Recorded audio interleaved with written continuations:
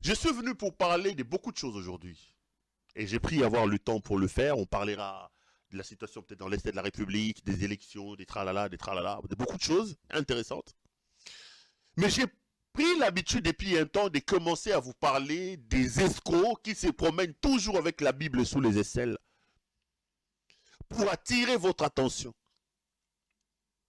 Il y a ces escrocs qui se disent être des pasteurs. Faites très très attention. Nous sommes au temps de la fin.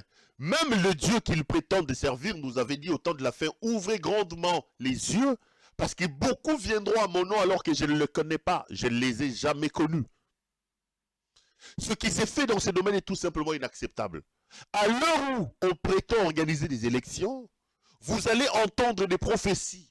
Vous allez entendre des messages. Dieu a dit, Dieu a dit. C'est tout simplement des mensonges, des purs mensonges. Et vous avez suivi les jeux de ping-pong dans leur histoire, dans leur coquille vide, dans leur affaire mafieuse là qu'ils appellent l'Église des réveils du Congo RRC. Après avoir écarté le mafieux, le corrupteur Dodon Kamba, qui nous a amené cette situation dramatique où vous avez un président fédéral de l'UDPS à la tête d'une institution importante comme la CENI, l'UDPSien Denis Kadima, il a été mis de côté. Ils ont mis le fils de Maman Olangui et j'ai encore appris que ces gens sont encore allés démettre le fils de Maman Olangui. On aura tout vu dans ce pays, mes chers frères. Aux dernières nouvelles, Guy David Olangui a été remplacé par Ejibaya Mampia, si c'est Ejibaya Mampia.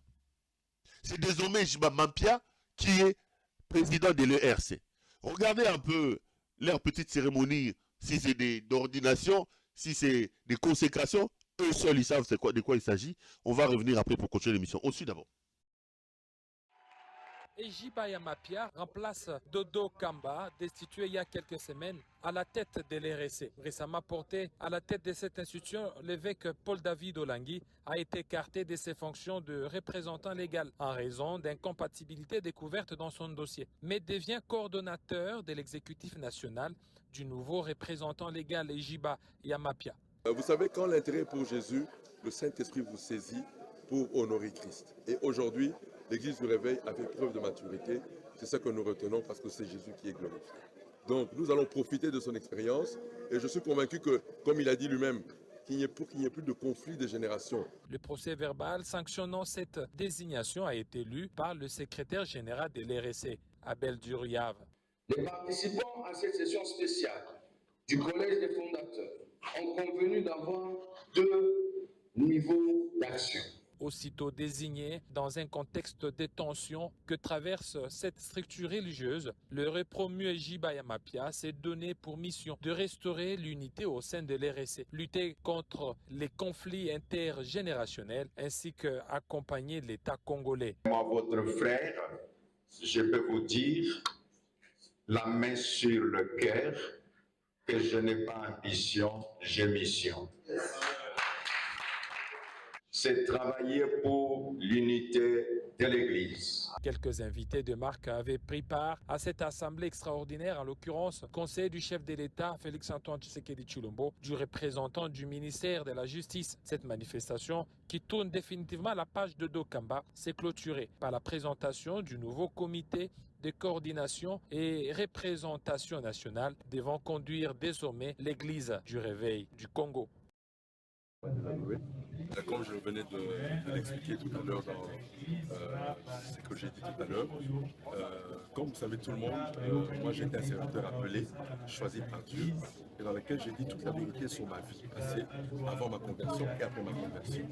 Et il se fait qu'il y a un casier judiciaire, et par rapport à ce casier, je ne pouvais pas représenter l'institution vis-à-vis de l'État.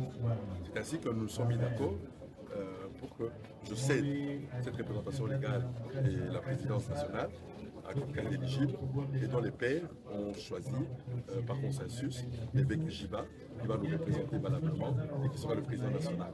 Et moi je resterai à m'occuper de l'église en tant qu'évêque général. Et je crois que c'est plus sage pour éviter Si on ne voyait pas l'intérêt du Christ et l'intérêt de son Église, on se mettait dans des conflits inutiles qui ne bénéficieraient à personne. Donc il n'y a pas un désaveu de la part du Père, au contraire, on est avec les pères, c'est eux qui ont garanti ce qui va se passer maintenant. Mardi, nous serons à l'Assemblée pour adopter ce que nous avons dit. Alors, une dernière question. Résumez-nous les 10 raisons que vous avez relevées là qui font qu'on vous fasse confiance. D'abord, premièrement, c'est le retour du spirituel dans l'Église. Nous voulons que cette Église qui avait jadis l'autorité spirituelle dans cette nation, quand on parlait des... Mes chers frères, ces gens sont des chercheurs d'argent. Ce qui se passe là, c'est parce que ils savent qu'il y a élection aujourd'hui. Ils sont en train de se battre, en train de se tirailler pour avoir le contrôle de la fameuse Église des réveils du Congo au fin de pouvoir aller demander de l'argent et faire chanter El Mutingeleka. Et vous allez remarquer que dans toutes ces opérations, les mêmes que Dieu a déjà abandonné, vous avez vu, Ndumba ya Mukuna azangakate, Tata Libolongo Mukuna, Ndumba azangakate. Soit disant évêque Pascal Mukuna. Azangakana Bouzo Baote.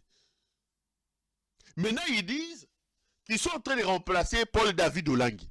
Ici, sur ces plateaux, quand ils ont nommé David Olangui, il vous souviendra que je suis venu ici pour vous dire que pour des raisons de gentillesse, je ne veux pas parler des dossiers. David Olangui a un casier judiciaire noir. Il a fait des dégâts. Aujourd'hui, j'apprends, on dit, oh non, lui-même dans l'interview que vous avez regardé, il dit, on a fait des choses avant notre conversion. Il s'est converti quand? Il a des dossiers qui courent même jusqu'à hier, jusqu'à avant-hier, alors qu'il est déjà pasteur. Il a des problèmes. Leur maman et leur papa, les parents, les Olangui, connaissaient la situation. Vous allez me montrer aucune vidéo des vivants de maman et papa Olangui, où Paul David Olangui montait sur la tribune à la 17e rue ou quoi que ce soit en train de prêcher. En train de prier, de faire des cérémonies comme il est en train de faire aujourd'hui. Nulle part. Et je vous ai diffusé ici l'interview de leur maman qui dit que Makora succédé y était. Baboto l'église. Aujourd'hui, il vient nous dire que ce type a un casier judiciaire noir. Le problème, c'est l'argent. Absolument. Contrôler absolument l'argent. C'est tout. Excusez-moi. Dieu n'est pas dans leur quête. Sauver les âmes, gagner les âmes, ce n'est pas leur affaire. Le problème, c'est l'argent. Cher peuple de Dieu, on sera là pour vous dire, faites attention à ces gens. Ces gens sont des chercheurs d'argent. Bakendagi Susuo, El Mouta Yambabango, toujours des problèmes. Donc, Tokozala pour Norem Sabino Keboke Banabaton. J'ai vu une image qui m'a laissé un peu bouche bée. Lorsqu'au sommet des pays se trouvent des aventuriers, lorsque la gestion de la République devient une aventure, l'avenir d'un peuple, l'avenir de tout un pays est mis en danger. Vital Kamerhe, le frappeur des 100 jours, un des prisonniers les plus célèbres de ce régime, est allé représenter El Mutingeleka dans un sommet en Arabie Saoudite. Au-delà du fait que Kamerhe ne nous a rien ramené, M. Kamerhe a mal vendu l'image de notre pays. Je l'ai vu donner une interview en anglais, Vital Kamerhe. Dans ce genre de sommet, trouver des interprètes. Ces grands médias ont toujours des interprètes. Loba makambo yebi na lango yo yebi. Donc mino mokanisi ko yiba mongo ko zoba mongo ko tchala ba poche boko mango partout. Il s'est hasardé à donner une interview soi-disant en anglais. Je ne sais pas si c'était pour impressionner qui. N'invitez sur Molanda Kiango. On va suivre juste ce que M. Kamerhe dit. Je ne sais pas, il parle en chinois, il parle en wolof, Il parle en mandarin, il parle en swahili, il parle dans quelle langue? Il parle russe. Suivez le mari d'Amida Chatur. On va revenir après pour continuer cette émission. Tolanda. You've negotiated from 20% to 50%. What do those jobs look like for Congolese?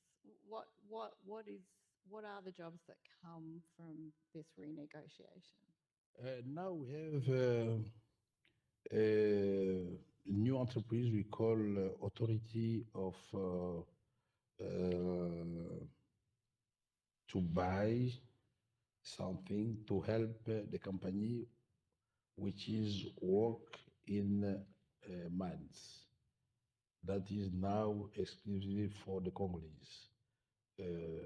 Is the Authority of sous-traitance in French. Sous-traitance is like if, no, for example, if you are a big company for mines, if you want another products, we can ask the Congolese company to bring it for you, not mine and another thing. Okay. There have been a number of coups in Africa. Retour sur ce plateau. Bandeko Bouti Kolanda Vital Kamere. Wana langue nini? Vital Kamere wana langue nini? Soso aliaka eloko koki na mgongo na ye. Soki okoki te papa. Le mot français. Okende koyokisa bato soni ya boye motindo nini? Soki batie nzembo ya Kofi Kobina oyebi. Kosala ba selfie na madame oyebi. Koyiba mbongo 100 jours oyebi. Mais qu'on représente la République na sommet, il y a aucune ça ba interview à le Koutabo. Ah oui, we do sous-traitance in English, sous-traitance. Oh. Yago ba imposa qui est tonini. Ba imposa qui est tonini. C'est à l'image de ceux qui vous dirigent, mes chers frères. La gestion de la République est devenue une blague. La République a été déshabillée. Le pays est nul aujourd'hui. À cause de ces aventuriers qui sont au sommet de l'État. Ils n'arrêtent pas ici de nous rabâcher les oreilles. Le Rwanda, le Rwanda, le Rwanda, le Rwanda. Mais dans ce même sommet, nous avons vu Vital Kamere aller saluer chaleureusement M. Paul Kagame et même ça, baisser la tête devant Kagame. Tel n'a jamais condamné les Rwandais, tel n'a jamais condamné les Rwandais, tel n'a jamais cité les Rwandais. Ils oublient que c'est eux qui nous ont amené le Rwandais ici, qui nous ont amené le Rwanda ici. Jamais de l'histoire du Congo, le Rwanda n'a eu une pénétration comme à l'époque de Félix Tshisekedi. Qui ont cédé l'aéroport de Goma aux Rwandais? C'est les frappeurs de ce régime. Qui a donné notre or du Sud Kivu aux Rwandais pour le raffinage, pour ceci? C'est le frappeur Félix Tshisekedi. Qui a dit que Paul Kagame était un partenaire sérieux? C'est le frappeur Félix Tshisekedi. Qui, étant ancien Pizayolo et ancien Kwasa, n'avait aucun carnet d'adresse? Il ne connaissait même pas le maire ou le bourgmestre de la commune du Congo en face ici, et qui s'est vu dans l'obligation d'aller brader notre pays auprès de Paul Kagame pour que Kagame lui amène des investisseurs et que Kagame lui amène son carnet d'adresse. C'est Félix Tshisekedi. Aujourd'hui, et lui et son équipe, Mouyaya, il dit, tel n'a pas condamné les Rwandais, tel n'a pas condamné. S'ils étaient sincères, avant de réclamer et de trouver des sorciers au milieu de nous, qui ne condamne pas véhément le Rwanda, j'ai toujours dit, Tshisekedi aurait pris d'abord son courage pour venir dire aux Congolais, excusez-moi, j'ai ramené Paul Kagame ici au stade des martyrs, j'ai fait applaudir Paul Kagame ici au stade des martyrs. Pour la toute première fois, Paul Kagame a passé la nuit en RDC, c'est sous le régime de Félix Tshisekedi. C'est sous le régime de Félix Tshisekedi. Il aurait dû commencer par nous présenter des excuses en nous disant que je me suis trompé. Excusez-moi de vous avoir amené. Parce que quand nous, à l'époque, on lui disait, faites attention, vous paraissez naïf. Votre manque d'intelligence, de stratégie, face à ces rodés de la vie politique, vous qui n'avez pas de diplôme, qui n'avez aucune expérience, et qui vous êtes fait entourer de la racaille, des voyous, des couleurs que vous avez ramassés en Europe, vous allez amener le pays vers l'abîme avec Paul Kagame. Il voulait écouter personne. Aujourd'hui, il commence à chercher les sorciers. Il veut qu'on condamne Paul Kagame. C'est lui que lui-même a considéré. Mais regarde un peu la cacophonie qui existe dans la conduite de la diplomatie et des relations internationales. Vous avez le Premier ministre, Sama Lukonde, qui part dans un sommet, qui refuse de saluer Paul Kagame et même de prendre une photo à côté de lui. Mais vous avez son vice-premier ministre, Vital Kamerhe, qui arrive dans un sommet et qui se précipite pour aller serrer chaleureusement la main de Paul Kagame et même de prendre une photo avec lui. Et il rentre au Congo, il n'a même pas une demande d'explication. Il n'a même pas une sanction. Même pas une sanction. Il représentait le chef de l'État à ce sommet. Il représentait le président de la République. Mais quelle est l'image que nous donnons sur le plan international? Quelle est l'image symbolique que nous incarnons par notre politique étrangère? Le désordre qui est à l'intérieur, l'absence des lignes, l'absence des visions, des cohérences dans la conduite des affaires de l'État qu'ils ont dans leur régime des frappeurs, ils sont en train de les transporter là-bas aussi à l'étranger. Ta mère est rentrée, il est allé danser avec sa femme. Ils sont allés boire. Vous avez vu dans une fête ici d'anniversaire, il était ivre pratiquement en train de danser. Même pas une demande d'explication. Mais qu'est-ce que nous voulons exactement, mes chers frères? Où voulons-nous amener le pays? Félix, après avoir pris sa Tembo et sa Chivas, il pense quoi du Congo? Quelle est l'idée qui s'est faite? Comment voit-il le Congo dans 2 ans? Où voit-il le Congo dans 5 ans, ce type?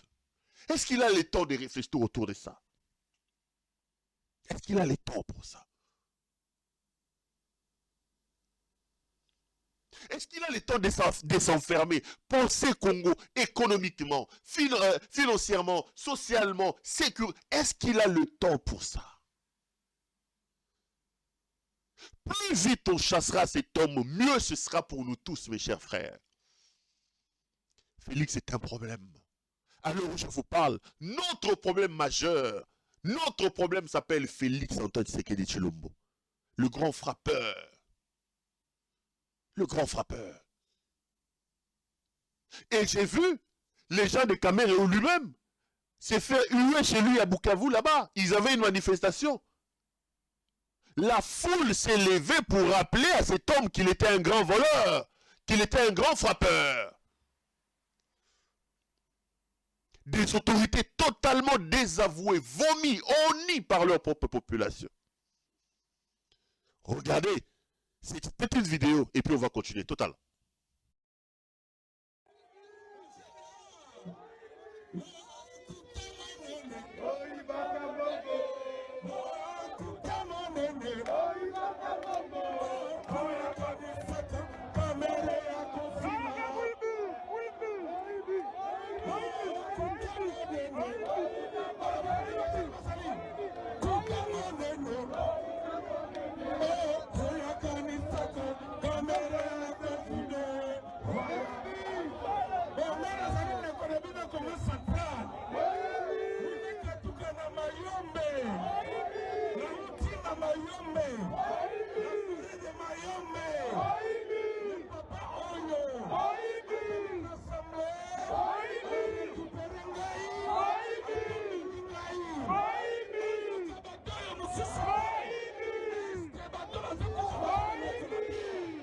Ok. On revient vite sur ces plateaux. Là, vous avez suivi la vidéo. C'était donc au Congo central, ici chez Nemondansemi. On est en train de crier voleur, voleur, voleur. Bazo il a eu Moïbi. Moïbi, Moïbi, Moïbi. Un pays de voleurs. Batoubaï Baraba million. Mboka Mobimba ya Miyibi. Moïbi Bandi Bandana président de la République. Ti! Tout dit ne topé moi béou. Tout dit ne topé moi béou. Topé wana Miyibi. Donc Mboka Mobimba Moïbi. Batou Mobimba Baya na pouvoir.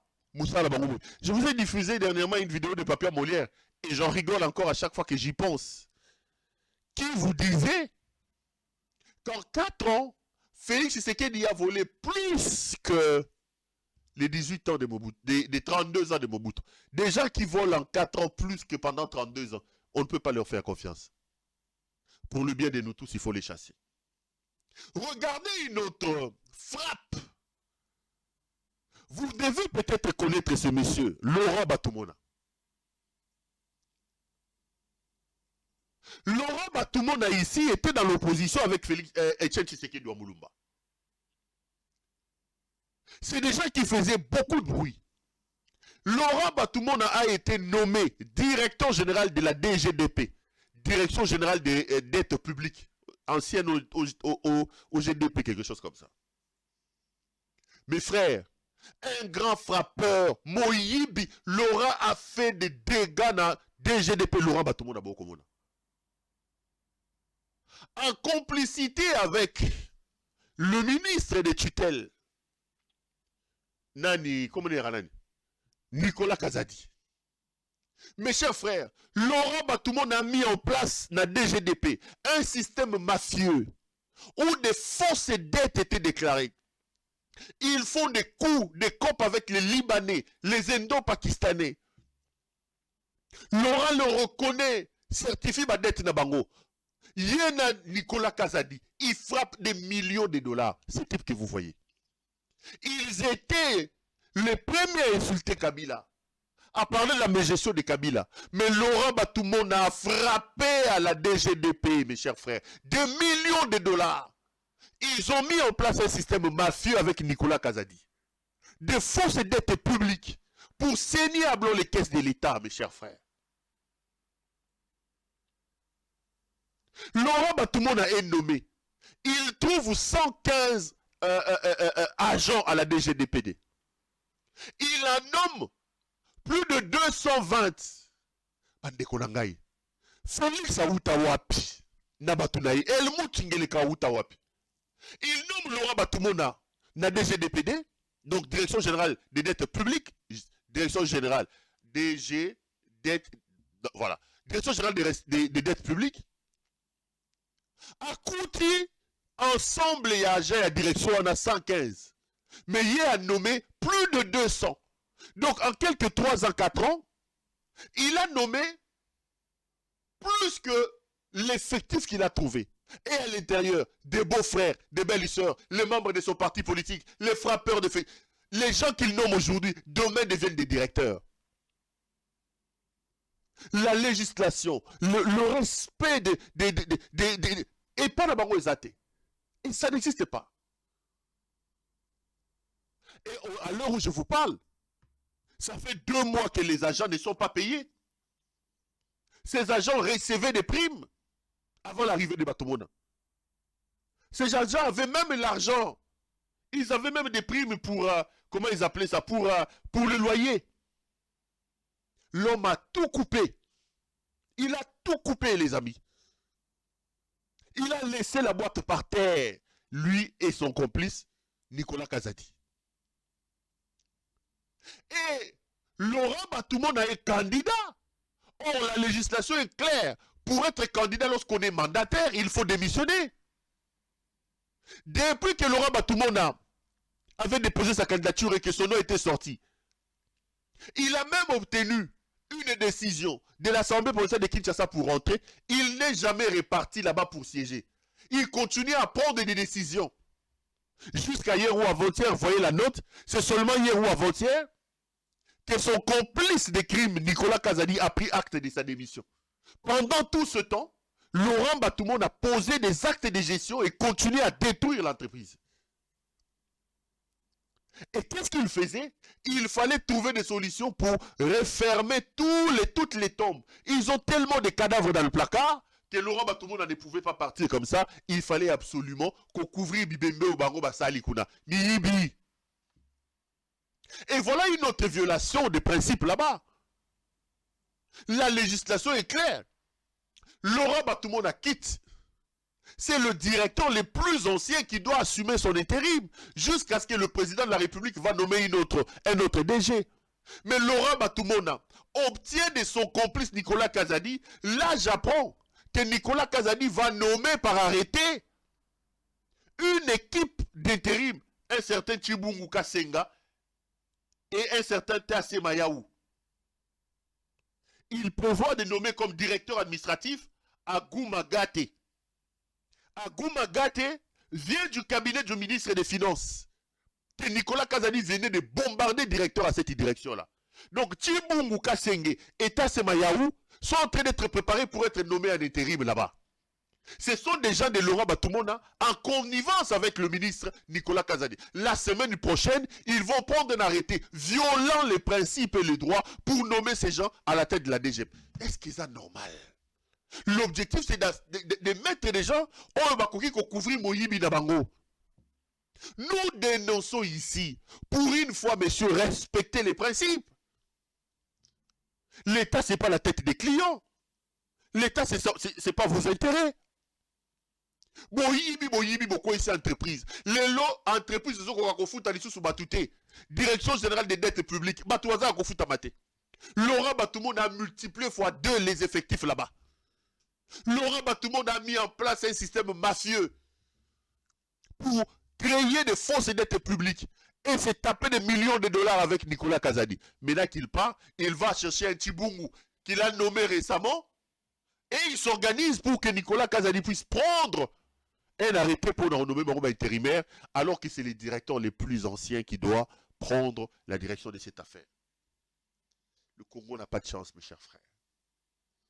La République d'Helmut Ngeleka. La République des frappeurs. La République des frappeurs. La République des frappeurs. C'est très compliqué, mes chers frères. La République des frappeurs. C'est très compliqué. Et ça corrobore. Ça vient mettre de l'eau dans le moulin de mes discours quand je vous dis tout le temps. Le Congo est plus important que nous tous. Et ce que nous avons à faire, c'est de nous lever pour chasser ces frappeurs qui sont à la tête de notre pays. Mbongo Bayibi, il y a un instrument qui a prononcé sa élection pour la campagne. Des élections truquées d'avance. Vous avez vu les images des kits électoraux dans les maisons des gens. Les images des enrôlements qui s'est fait dans des maisons des gens. Des enfants de 4 ans, de 6 ans enrôlés pour gonfler les effectifs. Et regardez encore cette image qui a circulé sur les réseaux sociaux. Tu peux les doubler parce qu'ils ont mouqué. Des kits électoraux qu'on est allé retrouver dans des maisons des gens. Tolanda. Posa machine à voter et là les pas il y a candidat député provincial vieux Mathieu des machines à voter vendez pas na candidat il y a une président honorable Céleste.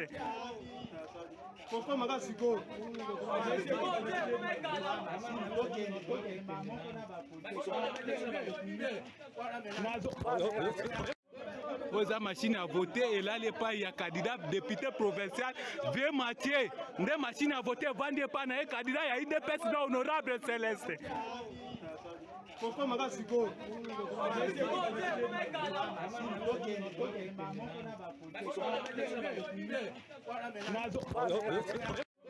Posa machine à voter et là les pas il y a candidat député provincial vieux Mathieu des machines à voter vendez pas na candidat il y a une président honorable Céleste.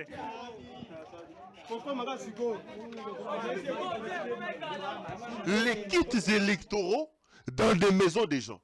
Mes chers frères, ces élections seront des élections les plus médiocres de l'histoire du pays. Même élection à carte rouge, à carte verte, il y a Mobutu et Golekayango. Bon, et cause de l'élection chaotique de l'histoire du monde, même les talibans ne peuvent, même en Afghanistan, les élections ne s'organisent pas comme ça. Retenez que M. Helmut Ngeleka, ils ont volé et ont mis de côté plus de 7000 machines. Je parle de 7000 machines électoraux des machines électorales, j'allais dire, qui vont servir quand il y aura élection pour bango batia ba bulletin na bango, batu na bango baleka. Plus de 7000 machines, machines électorales là. Ezali na bandaku na bango. Des millions des électeurs fictifs sont mis de côté pour venir gonfler l'élection et pour permettre à déclarer Helmut Ngeleka président de la République. Tout est fait. Et j'ai vu lui-même, Helmut Ngeleka, être interrogé par France 24, mes chers frères, abordant la question des élections. Il a dit 2-3 petites choses. Je vous laisse écouter et puis on va revenir après pour continuer. Tolanda.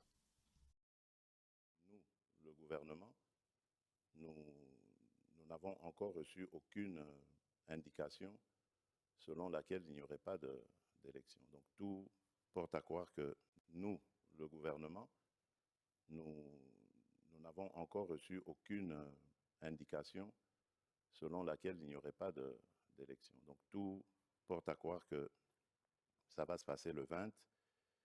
Et j'en veux pour preuve encore sa dernière déclaration, lorsque tous les candidats ont répondu à l'invitation de la CENI pour signer le code de bonne conduite et faire les derniers réglages, on va dire, pour ces élections. Donc jusque-là, il n'y a pas de problème. Maintenant, ce qui reste à faire, évidemment, les 300 millions, il ne faut pas penser qu'ils viendront du coup. Donc, c'est étalé jusqu'à la période électorale. Et en ce moment, ce que je sais, c'est que le gouvernement est attelé à des discussions, en tout cas avec la CENI, pour trouver les voies et moyens d'y parvenir. Mais il n'y a pas d'inquiétude de ce côté-là, nous trouvons la solution. Dans quel but inventerait-on des électeurs fictifs? Dans quel but? Je ne comprends pas très bien quelle est la revendication de l'opposition. Pour moi, c'est un débat d'opposants, de gens qui ne sont sûrement pas prêts à aller aux élections, parce qu'à plusieurs reprises, ils ont demandé le report de ces élections, ils ont demandé un dialogue, alors qu'il n'y a pas de crise politique, que je sache, dans le pays. Et je ne comprends pas très bien quelle est la revendication dans ce sens de l'opposition. Et en plus, la CENI a organisé un audit du fichier avec des personnalités venues de tout bord, des personnalités crédibles dont la réputation n'est pas à remettre en cause, la probité n'est pas à remettre en cause. Malheureusement, pour Rutshuru et pour le Massissi, je ne crois pas que ça pourra se faire. Mais qu'à cela ne tienne, nous allons continuer nos efforts pour libérer ces localités, ramener nos compatriotes dans leur localité d'origine et imposer cette paix. Mais en même temps, il y a le processus électoral qu'il faut continuer et amener à son terme. Nous vivons dans un pays où il y a une vitalité démocratique certaine, et tant mieux, j'allais dire, pour la démocratie. Ceux qui le font dans l'opposition, c'est leur problème. Mais vous vous sentez le favori? Bien sûr, sinon je n'aurais pas demandé à rempiler. Je crois que j'ai fait du bon travail. C'est vrai que beaucoup de choses restent encore à faire, mais le Congo revient de loin, ça il faut le reconnaître. Tous ceux qui viennent aujourd'hui, après 5 ans de ma présidence, presque 5 ans, me le disent très clairement, les choses ont vraiment évolué dans le bon sens. Ce que nous faisons, c'est d'essayer de juguler justement ces coupures intempestives. Et nous le faisons en renforçant les capacités du barrage d'Inga, de Zongo 2. Je viens d'ailleurs d'inaugurer une centrale électrique là maintenant qui va desservir une dizaine de communes dans Kinshasa, et ça fait des millions de consommateurs qui vont pouvoir être, de clients qui vont pouvoir être accordés maintenant au réseau électrique. Donc nous essayons de juguler cela. Lorsque moi je suis arrivé à la tête de ce pays, il n'y avait que 9% de ménages, on va dire, dans la population qui avaient accès à l'électricité.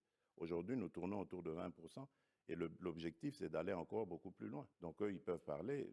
D'accord, Moïse Katumbi, bon, il a été gouverneur de la province du Katanga. À l'époque, elle n'était pas encore divisée en 4 morceaux. Mais qu'est-ce qu'il en a fait? Je parlais d'ailleurs récemment de l'aéroport international qui est en train d'être construit, qui est déjà d'ailleurs terminé à Kolwezi. Il a été gouverneur pendant 9 ans. Il n'a même pas pensé à construire un aéroport international dans la capitale mondiale du cobalt.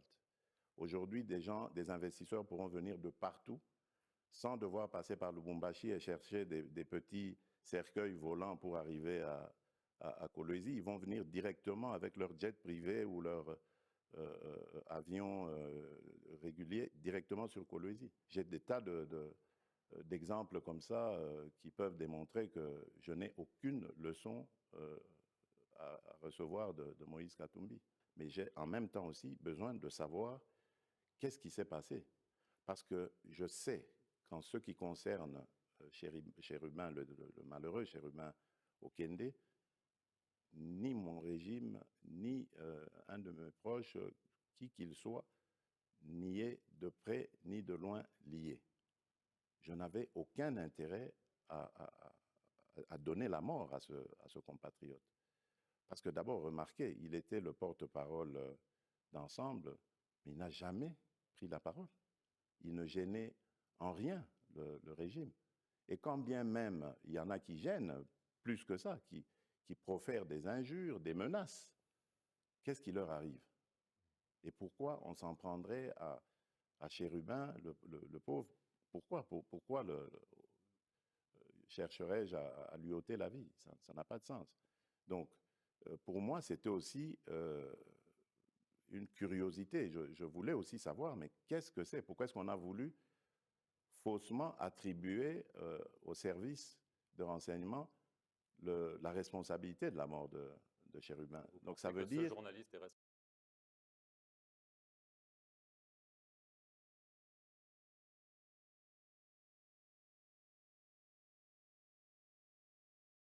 Allez, on rentre sur ces plateaux.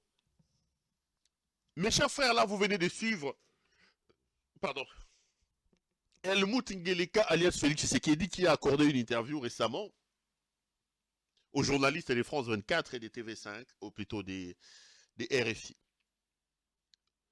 Je me pose toujours la question de savoir, et ce n'est pas la première fois que je me pose cette question-là, si ce monsieur sait qu'il est président de la République. Est-ce qu'il arrive à Helmut Ngeleka, après avoir pris sa témo et sa chivas, de se rendre compte que c'est lui qui représente la République démocratique du Congo, que c'est lui qui est président de ce pays? Parce que des fois, ce monsieur dit des choses, je vais disséquer et dire 2-3 choses sur ce que monsieur dit. Je constate avec vous que sur la question de l'organisation des élections, Ngeleka n'est pas formel. Vous allez comprendre qu'en les suivant avec des lunettes, vous allez vous rendre compte qu'il n'a pas été catégorique. Il n'a pas été formel. Il vous dit, cette question-là, il faut la poser à la Commission électorale nationale indépendante. Et que nous, à notre niveau, il n'y a pas encore d'indication qu'il y aura des problèmes. Les 300 millions, on va s'organiser pour payer. Mes chers frères, je regarde la caméra et je vous dis, jusqu'au moment où j'ai fait cette émission, mes caméras sont formelles. Il n'y aura pas élection, sauf miracle. Encore que ce miracle-là sera un miracle de chaos. Ça sera vraiment une manière chaotique de nous amener vers l'abîme. Comment peut-on organiser les élections dans un pays aussi grand que le Congo? Jusqu'à l'heure où je vous parle, ils n'ont pas encore commencé à aller déposer les matériels électoraux. Quand est-ce qu'on va distribuer ce matériel? Où se trouve la cartographie des bureaux de vote? Où est la liste définitive des électeurs? Moi, Perron, je vais voter où? Je me suis enrôlé. Je veux voter avec quelle carte? Ngeleka lui-même a posé la question à l'UDPC de Nikadima. Et vous avez vu, ils disent qu'ils ont ouvert une opération comment ça s'appelle? il y a des livrances, il y a duplicata. Mais allez là-bas, c'est un autre enrôlement qu'ils sont en train de faire. Jamais dans l'histoire électorale de ce pays, nous avons assisté à une cacophonie comme tout ça comme on l'élo. Il n'y aura pas élection, mes chers frères, sauf magie et sauf miracle. Et si miracle il y a, ce miracle va nous amener vers le chaos. Je ne vois pas quelle magie ces fils de la malédiction va faire pour nous amener vers les élections.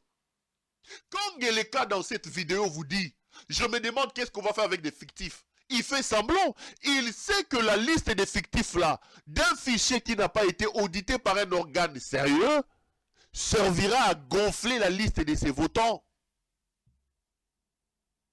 Les millions de fictifs contenus dans un fichier électoral non toiletté, non audité par un organisme sérieux, ces millions d'effectifs vont servir à justifier la tricherie, le braquage électoral en faveur de Helmut Ngeleka qui se prépare. C'est ça le problème. Mais quand il fait semblant en vous disant « Non, moi je ne sais pas qu'est-ce que les fictifs viendront faire », il se trompe. Et ici, Ngeleka vous dit que le Massissi et le Rutshuru n'iront pas aux élections. Quel gâchis, mes chers frères. Quel gâchis. Lui qui reconnaît que le Massissi et le Rutshuru ne vont pas aller aux élections, il dit cependant que son bilan est positif. Ngeleka était menteur. Vous êtes au Congo, vous êtes à l'extérieur, vous êtes à Kinshasa, vous êtes à Kabinda, vous êtes à Chikapa, vous êtes partout. Vous êtes à Boma, vous êtes à Mwanda, vous êtes à Kisangani, vous êtes à Bouta, à Beni. Vous pouvez me regarder dans les yeux et vous pouvez me dire que vous, Congolais, vous êtes fiers des 5 ans passés à la tête du pays par Helmut Ngeleka. En quoi et comment Helmut Ngeleka a-t-il amélioré nos conditions de vie? Bien au contraire. Il est courageux quand il se met devant les médias et dire, prétendre que son bilan est positif. Je vous ai dit sur la question de son bilan, nous n'avons pas de débat à faire. Lui-même, Ngeleka, a mis en place une unité de mesure avec laquelle nous devons juger son bilan. Ngeleka nous a dit, si je n'arrive pas à ramener la paix et la sécurité dans l'Est de la République, pardon, je vais considérer, excusez-moi, mon bilan, mon mandat comme un échec. Dès lors qu'il a posé ça comme postulat pour évaluer son bilan et que nous tous nous rendons compte que non seulement que la situation sécuritaire dans l'Est de la République ne s'est pas améliorée, mais pire encore, la situation s'est corsée davantage. Nous sommes dans une situation pire que celle que lui il a trouvée. La question du bilan de Ngeleka ne se pose plus. Ce débat ne devait même pas... on ne devait pas parler de ce débat. Parce que l'unité des mesures par lui-même posée pour juger son bilan, les clous. Quand il se permet de vous dire que mon bilan est positif, il parle de quoi? Il parle des rames. Il parle de Tchilégelou. Il parle des 100 jours. Il parle des rétrocommissions. Il parle de quoi, ces fils de la malédiction? Ngeleka, son bilan est totalement négatif. Il parle du tribalisme. Il parle des Mobondo. Il parle des M23. Il parle du Rwanda. Il parle de quoi? Il parle de l'EAC qui est ici chez nous, que lui-même a ramené et qui est aujourd'hui incapable de demander qu'il quitte notre sol. Ngeleka parle de quoi? Tu sais, ces gars,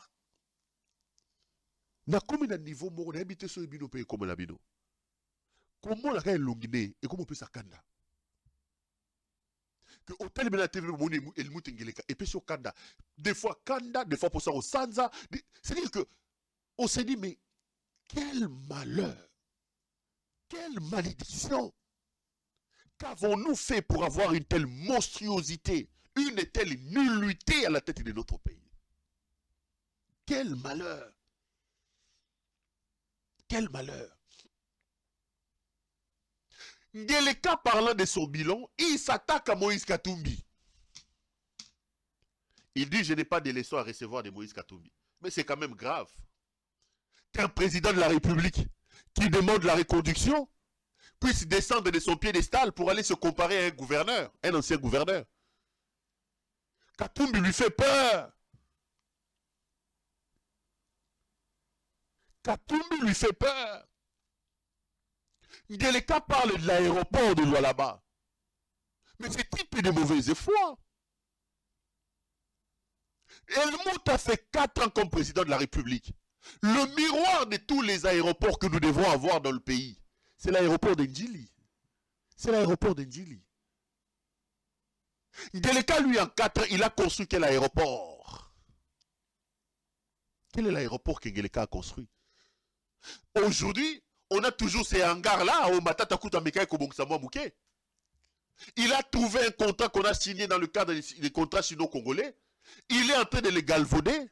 Il est allé signer un autre contrat où il frappe de l'argent avec ses amis, si c'est des mille-vestes, si c'est des quoi, des Turcs qui sont toujours derrière lui dans leur affaire mafia pour leur donner l'aéroport de Ndjili. 4 ans aujourd'hui. Est-ce que vous êtes fiers? Un aéroport qui n'a pas de gate, un aéroport qui n'a rien. Mais lui, il est président de la République depuis 4 ans, depuis 5 ans. Combien de kilomètres des aéroports il a construit chez nous? Qu'est-ce qu'il a fait avec l'aéroport de Ndjili? Pour que lui, président de la République, descende de son pied d'estal et qu'il aille se comparer à un ancien gouverneur. Ngeleka est notre problème majeur, mes chers frères.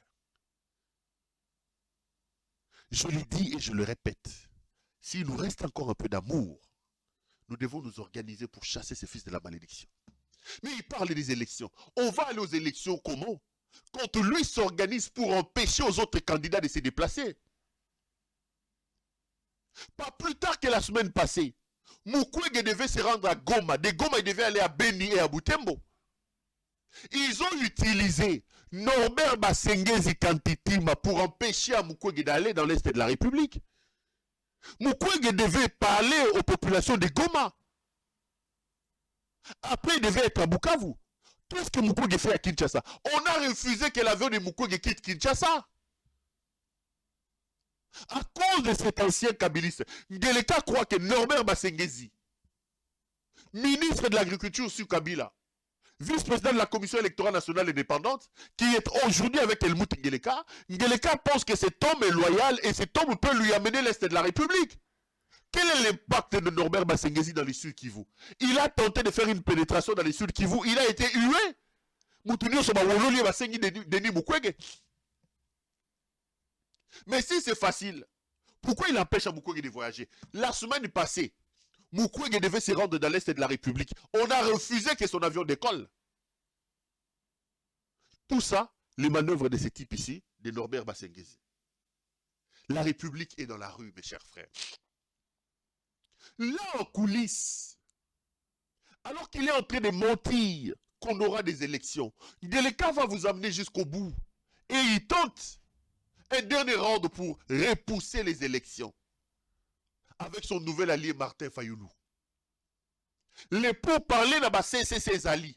Bokoyo Kamikoleza Koyawa.